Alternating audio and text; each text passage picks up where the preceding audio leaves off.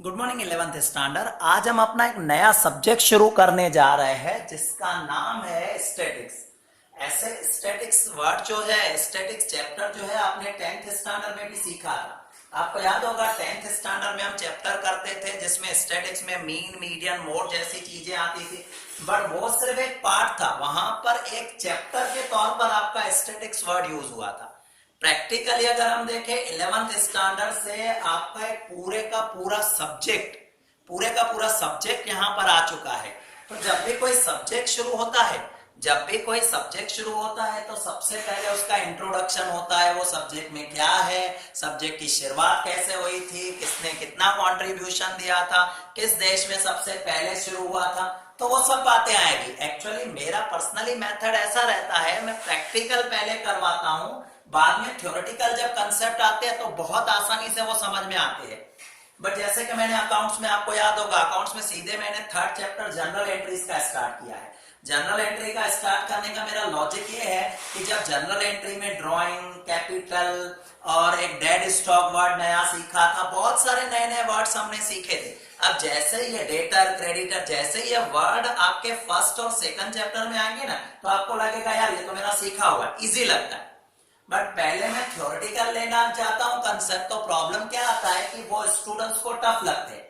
But statics में मुझे पहले थ्योरी क्यों लेनी पड़ रही है, उसका रीजन है कुछ स्कूल में टेस्ट होने वाली है और उस टेस्ट में चैप्टर 1 जो थ्योरेटिकल है पूछने वाले हैं। हालांकि ठीक है, टेस्ट में तो आप टेक्स्ट बुक वगैरह में सारी चीजें दी गई है, वहां से देख के लिख भी सकते हो, बट थोड़ा समझा हुआ होगा तो आपके लिए इजी रहेगा। तभी मैंने क्या किया, चैप्टर फर्स्ट स्टार्ट किया आपका स्टैटिक्स में, जो इंट्रोडक्टरी पैराग्राफ के तौर पर, इंट्रोडक्टरी लेक्चर के तौर पर मैं आपको समझा रहा हूं। एक्चुअली जब पैम्पलेट वगैरह या कुछ बुक वगैरह हम प्रोवाइड करेंगे तो शायद एक बार और डिटेल इस चैप्टर को समझा जाएगा, चैप्टर में है क्या। तो ये जो इंट्रोडक्शन चैप्टर है उसमें मैं आपको बताऊं उसमें क्या दिखा है, स्टैटिक्स क्या है, स्टैटिक की शुरुआत कैसे हुई थी। जो चैप्टर का नाम ही है, देखो चैप्टर का नाम ही है कलेक्शन ऑफ डेटा। हमारा चैप्टर फर्स्ट है जिसका नाम है कलेक्शन ऑफ डेटा, कि डेटा कैसे कलेक्ट किए जाते हैं। आपको पता होना चाहिए कि जब भी हम कोई स्टडी करते हैं, और स्टैटिक्स मतलब स्टडी, जब भी हम कोई स्टडी करते हैं तो सबसे पहला काम होता है डेटा का कलेक्शन करना। किस तरह की स्टडी होती है, जैसे कि अनएम्प्लॉयमेंट की स्टडी हो गई, या पॉवर्टी की स्टडी हो गई, एजुकेशन, अनएजुकेशन, या फिर अभी रिसेंट की मैं बात करूं तो कोरोना जो अभी चल रहा है, तो रोज आपके पास डेटा आते होंगे पूरे देश में, इतने पेशेंट अफेक्टेड हुए, इतने ठीक हो गए, इतने की डेथ हो गई, तो ये क्या है, ये भी डेटा ही है।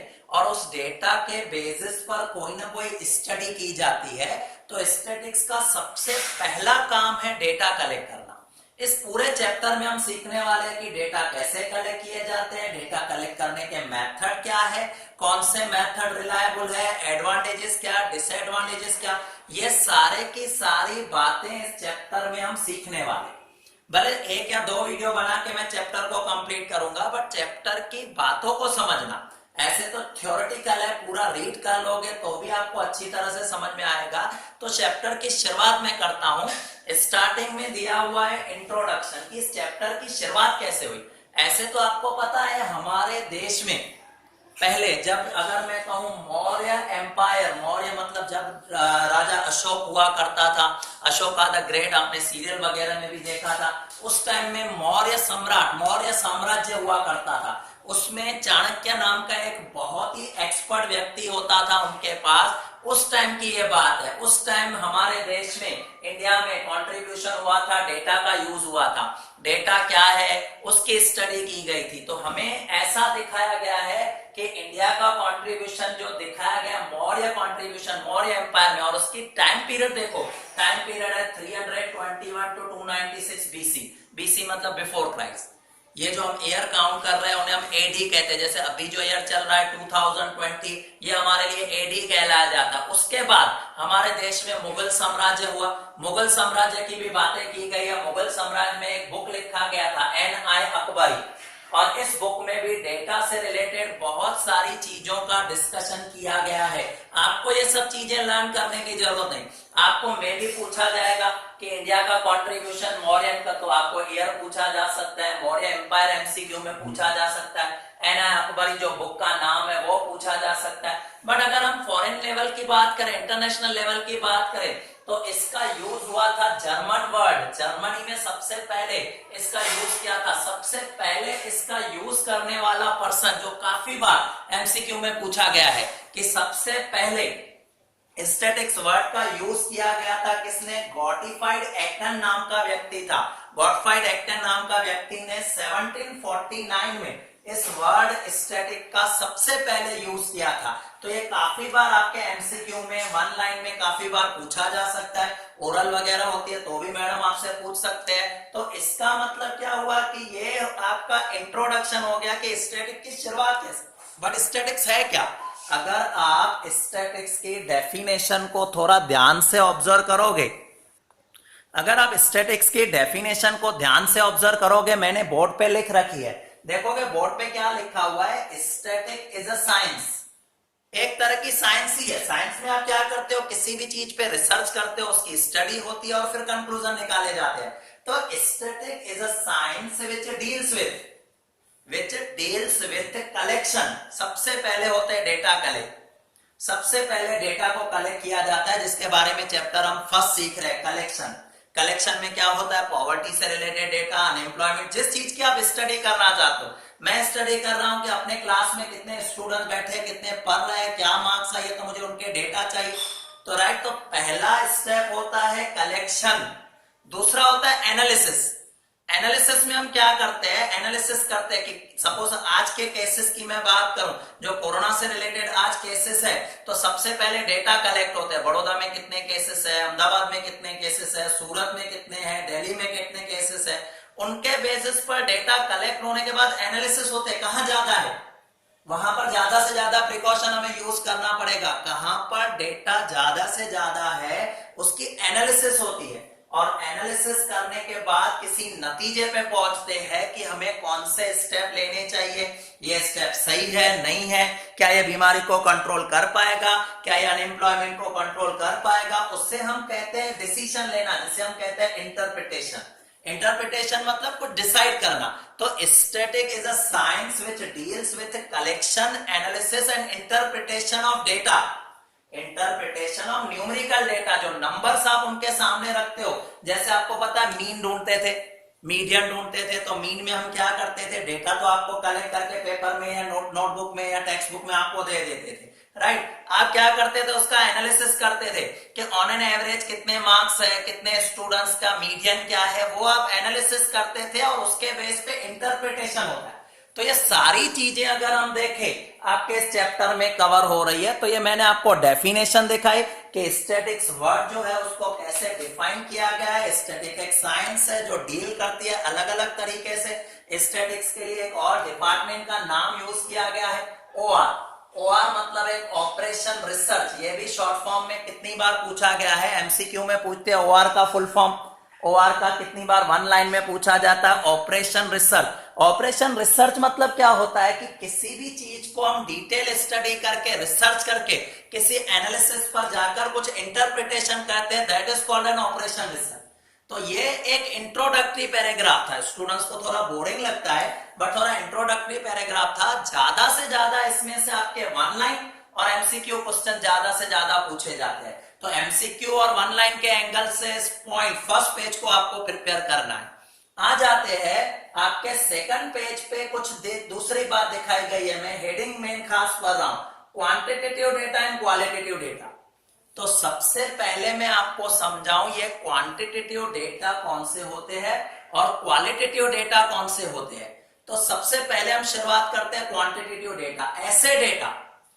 ऐसे डेटा जिनको हम किसी क्वांटिटी में प्रेजेंट कर सके, क्वांटिटी में दिखा सके, that is called quantitative data. For example, जैसे मान लो मेरे क्लास में स्टूडेंट्स का हमने क्या किया, मेजरमेंट किया कि उनकी हाइट कितनी है और वेट कितनी है। उनकी हाइट कितनी है, वेट कितनी है। तो मैं आपसे क्वेश्चन पूछ रहा हूं, क्या हाइट और वेट को हम नंबर में दिखा सकते हैं? यस। हाइट की बात करें 5 फीट 2 इंच, 5 फीट 4 इंच, 5 5 6 5 8 हम नंबर में दिखा सकते हैं। वेट की बात करें 55 केजी, 60 केजी, 62, 65, 70 केजी, हम उनको वेट को भी नंबर में दिखा सकते हैं। तो ऐसे डेटा जिनको नंबर में दिखाया जाए, ऐसे डेटा जिनको नंबर्स में दिखा सको, ऐसे डेटा को हम कह सकते हैं न्यूमेरिकल डेटा। और क्वांटिटेटिव डेटा जिनको हम क्वांटिटी में काउंट कर सकते हैं, जिनका हम काउंटिंग कर सकते हैं, that data is called quantitative data. ऐसे डेटा को हम क्या कह सकते हैं? Quantitative data. सिंपल वर्ड में अगर मैं कह सकूं, जिनकी काउंटिंग हो सके, जैसे number of accident on road, road पे कितने एक्सीडेंट हुए, नंबर ऑफ पेशेंट, जैसे कोरोना के कितने पेशेंट है, ये क्वांटिटेटिव डेटा है। आपको एक क्वांटिटी मिलेगी, आपको क्या मिलेगी? एक क्वांटिटी मिलेगी, that is called quantitative data. But कुछ डेटा ऐसे होते हैं, कुछ डेटा ऐसे होते हैं जिनको हम क्वांटिटी में नहीं दिखा सकते, जिनको हम क्वांटिटी में नहीं दिखा सकते हैं, ऐसे डेटा को हम कहते हैं qualitative data. That data can not be represent in quantity, उसे आप क्वांटिटी में नहीं दिखा सकते हो। फॉर एग्जाम्पल ऑनेस्टी, हम कहते हैं ये बहुत ही ईमानदार है, हम कहते हैं ये बहुत ही बच्चा जो है ईमानदार है, बहुत ही ईमानदार है। बहुत ईमानदार मतलब कितना? आप उसे क्वांटिटी में बता सकोगे? 20 ईमानदार है, 30 ईमानदार है, 40 ईमानदार नहीं, हम उसको क्वांटिटी में नहीं दिखा सकते। This girl is very beautiful, this girl is very beautiful, this boy is very handsome. तो मैं आपसे पूछूं हैंडसम कितना हैंडसम, आप उसको कुछ एक्सप्लेन कर पाओगे? हैंडसम मतलब किसे आप हैंडसम कहते हो? 20 हैंडसम है, 30 हैंडसम है, 40 हैंडसम है, नहीं, आप उनको नंबर्स में नहीं दिखा सकते हो। तो हमारे आसपास बहुत सारी ऐसी चीजें होती है जिनको हम नंबर्स में नहीं दिखा सकते, that is called quality of a person और क्वालिटी ऑफ अ लाइफ। तो ऐसे डेटा को हम क्वालिटेटिव डेटा कहते हैं। ऐसे डेटा जो होते हैं उन्हें क्वालिटेटिव डेटा कहा जाता है, जिनको हम नंबर्स में नहीं दिखा सकते। उनको किस में दिखाया जाता है? क्वालिटी में दिखाया जाता है। जैसे मैंने आपको बताया हाइट को और वेट को तो आप नंबर में दिखा सकते हो, तो हाइट और वेट जो होते हैं ना वो क्वांटिटेटिव डेटा होते हैं। बट ब्यूटी को, ऑनेस्टी, ये बहुत ही मेहनत करता है। ये स्टूडेंट मैं देखता हूं बहुत ज्यादा मेहनत करता है। अब बहुत ज्यादा मेहनत करता है मतलब कितनी मेहनत करता है? आप उसको वेरीफाई नहीं कर पाओगे, आप उसको किसी नंबर में नहीं नॉर्मली आइडेंटिफाई कर पाओगे। तो उसे हम क्या कह सकते हैं? That is called qualitative data, that is called qualitative data. Qualitative data का मतलब क्या होता है कि वो क्वालिटी दिखाता है, ब्यूटीफुल, हैंडसम, ऑनेस्ट, ये सारे डेटा जो अगर हम देखें, इन सारे डेटा को हम नॉर्मली क्वालिटेटिव डेटा कहते हैं। तो ऐसे डेटा जिनको आप नंबर में पेश कर सकते हो, क्वांटिटेटिव डेटा। ऐसे डेटा जिनको आप नंबर में पेश नहीं कर सकते हो, क्वालिटी फॉर्म में है, that is called qualitative data. तो ये हमने देखे क्वांटिटेटिव डेटा और क्वालिटेटिव डेटा। और भी बहुत सारी चीजें दी गई है, बट जो मेन काम किया मैं समझा रहा हूं, क्योंकि इसमें से कोई बहुत बड़े क्वेश्चन नहीं आने वाले। 2-2 लाइन के, 2-3 लाइन के क्वेश्चन, तो जो बोल्ड लेटर में खास लिखे हुए वो चीजें, वो आपको खास ध्यान रखना है। अब मैं आ जाऊंगा, नेक्स्ट दिखाया गया है प्राइमरी डेटा और सेकेंडरी डेटा। प्राइमरी डेटा और सेकेंडरी डेटा। तो सबसे पहले देखो मैं आ जाता हूं, प्राइमरी डेटा किसे कहते हैं, सेकेंडरी डेटा किसे कहते हैं। प्राइमरी डेटा की मैं बात करता हूं। ऐसे तो 9th स्टैंडर्ड में भी ये टॉपिक कवर हुआ था, प्राइमरी डेटा, सेकेंडरी डेटा। पहले मैं आ जाता हूं प्राइमरी डेटा पे। ध्यान से सुनना जो मैं वर्ड यूज कर रहा हूं। जिस चीज की आप इंक्वायरी करना चाहते हो, जिस चीज की आप इंक्वायरी करना चाहते हो, अगर उससे रिलेटेड डेटा आप खुद काउंट कर रहे हो, खुद काउंट कर रहे हो, that is called primary data for you. For example ले लो, मुझे जानना है कि मेरे क्लास में कितने बच्चे इंटेलिजेंट है, कितने ब्रिलियंट है, कितने एवरेज स्टूडेंट्स है। तो मेरे क्लास में 50 स्टूडेंट्स बैठे थे, मैंने उनकी एक टेस्ट कंडक्ट कर ली, उनकी टेस्ट ले ली और टेस्ट चेक करके उनको मैंने दी, तो मुझे आइडिया आ जाएगी कि कितने स्टूडेंट्स के कितने मार्क्स है, कौन इंटेलिजेंट है, कौन एवरेज है, कौन बहुत ज्यादा हार्ड वर्क की, किसको जरूरत पड़ेगी। तो ये डेटा किसने कलेक्ट किए? मैंने खुद कलेक्ट किए। तो मेरे लिए वो डेटा क्या हो गए? Primary data. अगर कोई भी डेटा अगर आप खुद काउंट कर रहे हो, खुद कलेक्ट कर रहे हो, that is called primary data for you.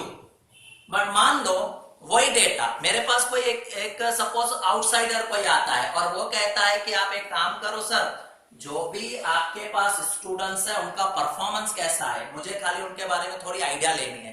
तो मैं उनको कहूंगा एक काम कर यार, मैंने कल ही एक टेस्ट ली थी, टेस्ट में देख ले, सबके मार्क्स मेरे पास है, तेरे को आइडिया आ जाएगी कौन ब्रिलियंट है।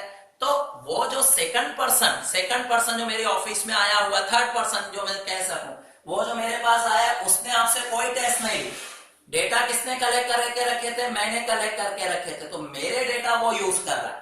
तो अगर कोई और बंदे के कलेक्ट किए हुए डेटा आप यूज कर रहे हो, that is called secondary data for you. For example, उसका प्रैक्टिकल एग्जाम्पल मैं देता हूं। जब भी हम शाम को नॉर्मली बैठते हैं तो टीवी पे दिखाते हैं, आपके मोबाइल में आ जाता है कि आज बड़ौदा में 90 केसेस आए, कोरोना पॉजिटिव 90 केसेस आए। तो 90 केसेस आए, क्या आप ढूंढने गए थे?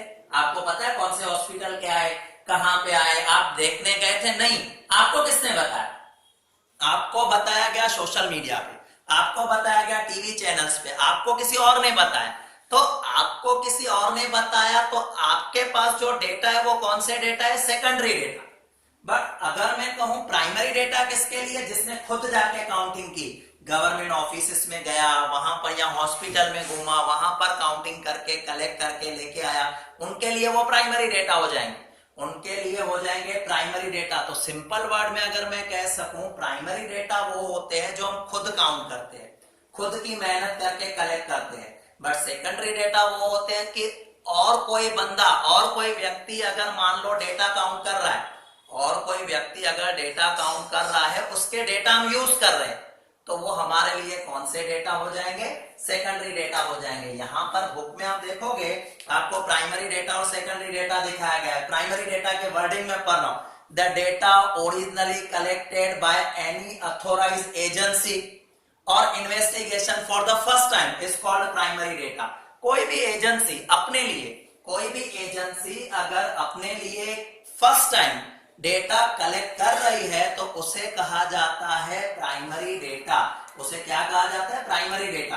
अगर आगे देखें, व्हेन एन इन्वेस्टिगेटर और एजेंसी, अभी मैं सेकेंडरी डेटा पढ़ रहा हूं, व्हेन एन इन्वेस्टिगेटर और agency use data already collected by other agency, किसी और ने कलेक्ट करके रखे हो, किसी और ने कलेक्ट करके रखे हो, आप उनका सिर्फ यूज कर रहे हो, आप उनका सिर्फ यूज कर रहे हो, तो ऐसे डेटा को हम कहते हैं, ऐसे डेटा को हम कहते हैं सेकेंडरी डेटा। राइट? पता चला सेकेंडरी डेटा क्या होते हैं? किसी और के डेटा हम यूज कर रहे हैं, उसे सेकेंडरी डेटा।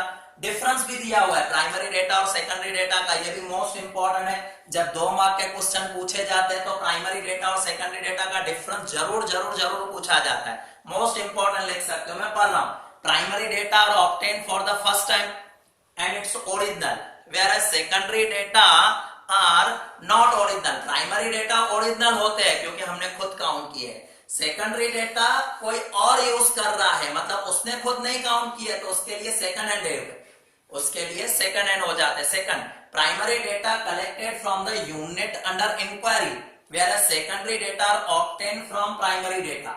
हम जो इंक्वायरी करके आते हैं, सपोज मैं किसी के घर में गया, अनएम्प्लॉयड कितने हैं और एजुकेटेड कितने हैं, मैं खुद काउंट कर रहा हूं, खुद इंक्वायरी कर रहा हूं, उस इंक्वायरी में से मैं डेटा ले रहा हूं, तो वो प्राइमरी डेटा हुए। बट मेरे बनाए हुए डेटा, मेरे कलेक्ट किए हुए डेटा कोई और यूज कर रहा है, तो उसके लिए वो सेकेंडरी डेटा हो जाएंगे। Primary data usually in raw form. Raw form क्या होता है कि अरेंज, बिना अरेंज किए हुए मैंने डेटा कलेक्ट किया। सपोज आपके जो मार्क्स होते हैं, मैंने आपको बताया 50 स्टूडेंट्स बैठे थे, मैंने उनकी मार्क्स, उनकी स्टूडेंट्स की क्या कर ली, टेस्ट ले ली। अभी किसी के 30 मार्क की टेस्ट थी, किसी के 30 आउट ऑफ 30 आएंगे, किसी के 28 आएंगे, किसी के 29 आएंगे, किसी के हो सकता है 20 आएंगे, किसी के 10 भी आएंगे। अब मेरे पास जो डेटा है ना, रॉ डेटा, रॉ डेटा मतलब अरेंज नहीं किए हुए, अरेंज नहीं किए हुए। थोड़ी देर के बाद मैं बैठूंगा, फिर हाईएस्ट किसका, सेकंड किसका, थर्ड अरेंज कर लूंगा। अब दूसरा बाहर का कोई व्यक्ति आएगा, मैं तो उसे अरेंज की हुई लिस्ट दूंगा, उसको वो डेटा नहीं दिखाऊंगा, पेपर नहीं दिखाऊंगा, रॉ डेटा नहीं दिखाऊंगा। रॉ डेटा मतलब आपके जो पेपर वगैरह, मेरे पास वो रॉ डेटा होंगे, बट सामने वाले के पास तो फाइनल फिगर ही होगी। आप जब टीवी पे देखते हो कोरोना के इतने पेशेंट है, इतनी डेथ हुई, तो वो फाइनल फिगर है आपकी, आप वहां पर नहीं जाते हो, वो सारा काम न्यूज एजेंसी वाले खुद कर लेते हैं। वहां से इस हॉस्पिटल में गए, वहां पता चला 4 पेशेंट है, इस हॉस्पिटल में गए, वहां पता चला 10 पेशेंट है। वो रॉ डेटा कलेक्ट करके फाइनल फिगर बना के आपको देते हैं, तो उनके लिए रॉ डेटा है, आपके लिए सेकेंडरी डेटा क्या हो जाती है, फाइनल फिगर हो जाती है। फिर collection of primary data require large amount of money. आप अगर प्राइमरी डेटा से कलेक्शन कर रहे हो तो टाइम ज्यादा जाएगा, मेहनत भी ज्यादा जाएगी और पैसे भी ज्यादा यूज होंगे। बट जब सेकेंडरी डेटा, आप सोचो सेकेंडरी डेटा में तो कुछ भी मेहनत नहीं होती, किसी और ने कलेक्ट कर रखे, हम उसका यूज कर रहे हैं, हमारा टाइम नहीं जाएगा, हमारे पास शायद पैसों का भी इतना इन्वेस्टमेंट नहीं होगा। प्राइमरी डेटा में सोचो जो न्यूज एजेंसी वाले अपने रिपोर्टर अपॉइंट करते हैं, अलग अलग जगह पर जाते हैं, वहां से न्यूज, वहां से डेटा कलेक्ट करके आते हैं, और हम तो घर बैठे सिर्फ आराम से उस डेटा का यूज करते हैं। तो हम जो यूज कर रहे हैं सेकेंडरी डेटा, उसमें टाइम कम यूज होता है, सेकेंडरी डेटा में टाइम कम यूज हुआ, मनी कम यूज हुई, एफर्ट्स मेहनत कम लगेगी, जबकि प्राइमरी डेटा में ये सब ज्यादा होता है। Primary data almost reliable where secondary data are obtained by individual or institution for their own interest and hence may not be reliable or relevant from the point of users interest. इसका मतलब क्या हुआ, देखो primary data वो होते हैं जो हम खुद काउंट करते हैं, प्राइमरी डेटा वो है जो हम खुद काउंट करते हैं और हमारे पर्पस के लिए, मुझे अपने पर्पस के लिए, तो मेरे लिए तो बहुत अच्छे हैं। अब वही सेम डेटा दूसरे व्यक्ति के लिए रिलायबल है या नहीं है, वो उस पर डिपेंड करता है, शायद उसको पूरे के पूरे डेटा काम नहीं भी आए, तो इसका मतलब जो कलेक्ट करता है उसके लिए तो रिलायबल होते हैं, बट जो सेकंड पर्सन उसका यूज कर रहा है उसके लिए वो प्रॉपर है नहीं है, डिपेंड करता है सिचुएशन पे। तो ये डिफरेंस हमने देखा, तो ये चैप्टर का लगभग 30% पोर्शन मैंने कंप्लीट कर लिया, बाकी का हम नेक्स्ट वीडियो में करेंगे। तो नेक्स्ट वीडियो देखो, उससे पहले ये कंप्लीट अच्छी तरह से देख लेना, कोई डाउट वगैरह तो पूछ लेना, राइट। बाकी फिर हम नेक्स्ट वीडियो में कवर करेंगे। Okay, bye.